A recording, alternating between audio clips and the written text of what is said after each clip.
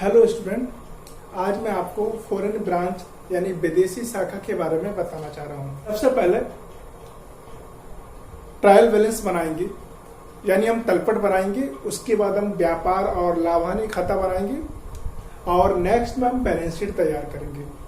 तो आपका ये 3 स्टेप में ये क्वेश्चन पूरा होता, लेकिन उससे पहले ये देखना पड़ेगा कि जो हमारे एक्सचेंज रेट हैं या जो एक्सचेंज हमारी दर हैं उनके अकॉर्डिंग हम अपने opening stock, closing stock, fix asset, fix liability, floating asset, floating liabilities इत्यादि को हम बदले। तो हमारे पास एक क्वेश्चन दे रखा है जिसमें लिखा कि convert the following trial balance as on 31 December 1991 of the Calcutta branch which has its head office in London. इसमें लिखा कि कलकत्ता शाखा का मुख्य कार्यालय लंदन में है। इस शाखा के 31 दिसंबर 1991 वाले निम्नलिखित तलपट को लंदन की मुद्रा में बदलिए। अब नीचे कुछ हमारे पास डिटेल दे रखी है और लास्ट में लिखा है कि कलकत्ता शाखा का व्यापारिक एवं लाभहानि खाता एवं चिट्ठा पौंड में बनाइए और ये भी प्रकट कीजिए कि विनिमय के अंतर को किस प्रकार लिखा जाएगा। अब हम क्या करेंगे, सबसे पहले हम लोग अपना ट्रायल बैलेंस बनाएंगे। ट्रायल बैलेंस का फॉर्मेट तैयार है। अब हम लोग इसमें उसी करेंसी में चेंज करेंगे जहां पर हेड ऑफिस है। अब हेड ऑफिस हमारा लंदन में है तो लंदन की करेंसी पाउंड है, तो मैंने ट्रायल बैलेंस में लिखा है पर्टिकुलर या रेट ऑफ एक्सचेंज विनिमय दर या डेबिट का पाउंड का साइन और क्रेडिट का पाउंड का साइन। अब हम आगे चलते हैं, जैसे क्वेश्चन में दे रखा है। अब इन्होंने हमको दे रखा है स्टॉक। अब यहाँ पे स्टॉक लिखा, कोई डेट भी नहीं दे रखी, तो हमारा ये ओपनिंग स्टॉक है, तो यहाँ हम लिख देंगे स्टॉक। अब स्टॉक हमारा कितना है, 12,600 रुपए का। तो आप यहाँ नीचे देख सकते हैं, मैंने अलग से लिखा है कि आपका ओपनिंग रेट इसमें 14 दे रखा है, क्लोजिंग रेट 9 दे रखा है और एवरेज रेट 12 दे रखा है। तो हम लोग ओपनिंग स्टॉक को ओपनिंग रेट में बदलेंगे, तो 12,600 को हम 14 से डिवाइड कर देंगे 900। तो यहाँ 14 से हमने चेंज किया है, यहाँ डैश लग जाएगा। ये ध्यान रखें, जिस साइड की कोई आइटम्स या मद है उसको उसी साइड लिखा जाएगा। जैसे स्टॉक को हमने डेबिट साइड लिखा है और ये डेबिट साइड ही था, तो ये 900 पाउंड में आपका आंसर आ गया। आगे दे रखा है परचेज और ट्रेडिंग अकाउंट और पीएल की आइटम्स को हम लोग एवरेज रेट से रूपांतरण करते हैं। तो इसमें हमारा एवरेज रेट है, तो हमारा 12 से डिवाइड होगा, तो परचेज हमारा आ गया 75,000 अपॉन 12। तो ये 12 से हमने डिवाइड कर रखा है 6,250। सेल्स को हम लोग एवरेज रेट से कन्वर्ट करेंगे, तो 1,12,500 अपॉन 12। तो ये 12 से कन्वर्ट हो रखी है, तो चूंकि क्रेडिट साइड लिखना है 9,375। इसके बाद इसमें दे रखा है डेटर्स हमें दे रखे हैं 27,000 के।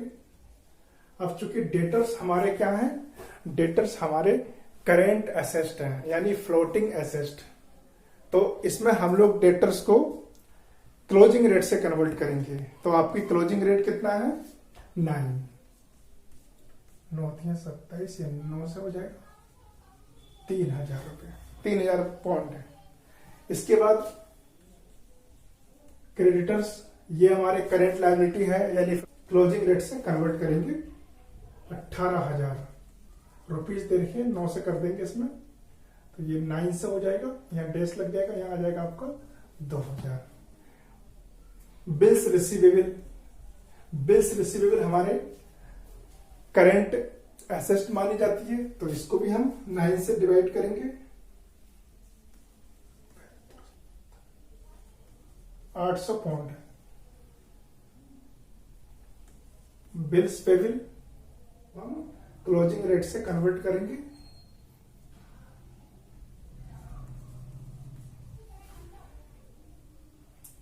वेजेस एंड सैलरी, चूंकि ये ट्रेडिंग और पीएल की मदद, इसको एवरेज रेट से कन्वर्ट करेंगे,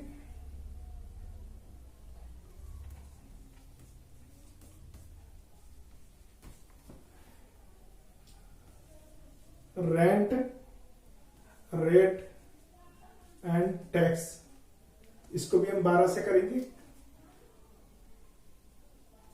3600 अपॉन 12, ये हमारा आ गया 300 पाउंड का answer. Salary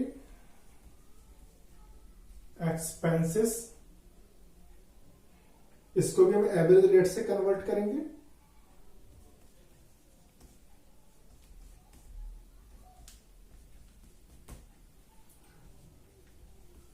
furniture and fixtures, क्योंकि हमें यहां पर ऑलरेडी कन्वर्ट करके दे रखे हैं, तो यहां पर हम लिख देंगे नो चेंज। जब हमें ऑलरेडी चेंज करके दे रखा है क्वेश्चन में है कि लंदन की पुस्तकों में फिक्चर्स 350 पाउंड के थे, तो यहाँ 350 पाउंड आ जाएगा, या डैश लग जाएगा। एस एट बैंक 33,300 दे रखा, ये हमारे क्लोजिंग रेट से कन्वर्ट होंगे। यहाँ आएगा आपका 9, 3,700, और लास्ट में लिखा लंदन अकाउंट। लंदन अकाउंट, इसके बारे में रूल्स चलता है, अगर आपका कभी हेड ऑफिस का बैलेंस दे रखा हो तो वो बैलेंस हमारा ब्रांच के डेबिट बैलेंस के इक्विवेलेंट होता है। तो यहां पर दे रखा है लंदन की पुस्तकों में कलकत्ता शाखा की डेबिट बाकी 2880 पाउंड है, तो यहाँ पर हम 2880 पाउंड लिख देंगे। तो इसको भी हम कोई चेंज नहीं होगा, यहाँ पर इसको हम लिख दिया 2880। अब ये हमने सारी डिजिट चेंज कर दी।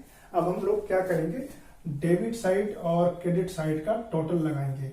हमने डेबिट साइड का टोटल मारा 15,825 और क्रेडिट साइड का टोटल मारा तो 15,825 से कम आ रहा है, तो चूंकि दोनों बड़ा जो टोटल होता है वो दोनों साइड लिखा जाएगा। फिर इस साइड का 1 2 3 4 ये 4 आइटम का टोटल जब हम इसमें से घटाएंगे तो फ्रेंड्स इन एक्सचेंज 870 पाउंड निकल कर आ गया। 870 जो पाउंड डिफरेंस जो निकल कर आ रखा है, इसका हम बैलेंस शीट में यूज करेंगे। तो आपका पहला जो स्टेप था ट्रायल बैलेंस का, वो आपका कंप्लीट हो गया है। अगला हमारा जो स्टेप है वो चला जाएगा ट्रेडिंग और पीएल अकाउंट बनाएंगे और उसके बाद बैलेंस शीट। तो ट्रेडिंग और पीएल अकाउंट बनाने के लिए हमको इस तरह की डिजिट की, यानी जो पॉइंट में जो हमने कन्वर्ट कर रखी है सारी वैल्यू, इसकी जरूरत पड़ेगी। तो इसी को देख के हमारा ट्रेडिंग और पीएल अकाउंट तैयार होगा। तो चलो मैंने आपको ट्रायल बैलेंस बता दिया। अब ट्रायल बैलेंस की सहायता से हम लोग ब्रांच का ट्रेडिंग और पीएल अकाउंट तैयार करेंगे, लेकिन ये हेड ऑफिस की पुस्तकों में तैयार किया जाएगा। हेड ऑफिस जिस जगह है वहीं की करेंसी में इसको बनाया जाएगा। चूंकि हेड ऑफिस लंदन में है तो लंदन की जो करेंसी है पौंड, तो यहाँ पे मैंने पौंड का साइन रख दिया, तो पौंड में हम लोग इसको बनाएंगे। लेकिन हमारे यहाँ आ जाएगा टू ओपनिंग स्टॉक। अब ये हमारा 12,600 रुपए में था, हमने इसको 14 से डिवाइड करके 900 पाउंड में कन्वर्ट कर दिया, तो ये 900 आ जाएगा आपका। उसी प्रकार टू परचेजेस, ये आपका आ जाएगा 6,250 pound. To wages and salary 400 pound आ जाएगा। इधर आपका आ जाएगा बाई सेल से, तो बिक्री आपकी देखिए 9,375 पाउंड, और इधर आपका आ जाएगा by closing stock of 22,500 rupees. हम क्लोजिंग रेट से करते हैं। क्लोजिंग रेट हमारी 9 रुपए थी, तो 9 से हम इसको डिवाइड करेंगे तो ये निकल कर आ जाएगा 2,500 पाउंड निकल के आ जाएगा। अब हम लोग क्या करेंगे, इसका टोटल लगाएंगे।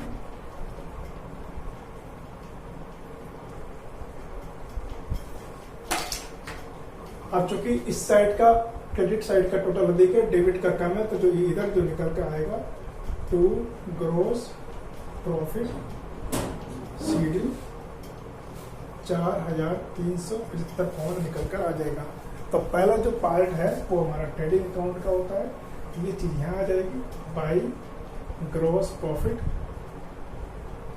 बीडी 4,375। और रेंट एंड टैक्सेस यहाँ 300 पाउंड आ गया,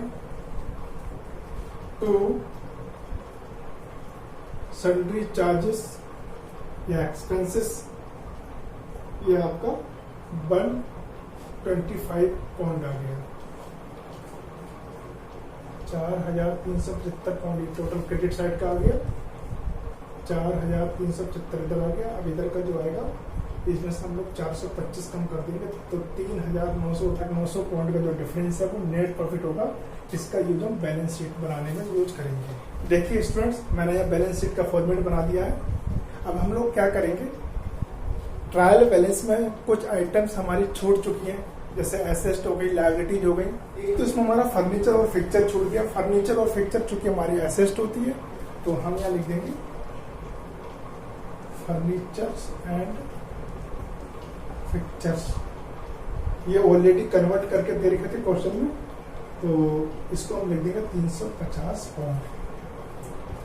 एक दे रखा है इसमें लंदन अकाउंट, तो लंदन अकाउंट आपका यहाँ आ जाएगा लंदन अकाउंट 2880 पाउंड। इसके बाद डेटर्स दे रखे हैं हमारे पास 1000 पाउंड। इधर हमारे दे रखे हैं क्रेडिटर्स, ये 2000 पाउंड आ गए। या बिल्स रिसीवेबल, ये 800 पाउंड आ गया। और बिल्स पेबल आपका आ गया 700 पाउंड आ गया। एडिशनल इंफॉर्मेशन में हमारा क्लोजिंग स्टॉक चूंकि दो जगह आता है, एक हमारा ट्रेडिंग अकाउंट में और एक हमारा यहाँ आ जाएगा क्लोजिंग स्टॉक। ऑलरेडी हम इसको चेंज कर चुके हैं 2500 पाउंड। और इसके बाद हमारा नेट प्रॉफिट 3,900 पाउंड और एक आ जाएगा आपका डिफरेंस इन एक्सचेंज, जो हमारा ट्रायल बैलेंस में जो अंतर निकल के आया था 870 पाउंड का, वो हमारा इस जगह आएगा। कैश आपका है 3,700 पाउंड। अब हम टोटल लगा लेते हैं, हमारा टोटल बराबर आना चाहिए, यही इसकी पहचान है। अब देखिए टोटल कैसे लगता है। देखिए दोनों साइड का टोटल लगाया हमने। लायबिलिटी साइड का 10,350 पाउंड और एसेट साइड का 10,350 पाउंड, तो दोनों का हमारा टोटल बराबर आ गया। तो ये माना जाएगा कि हमारा क्वेश्चन अब ठीक है।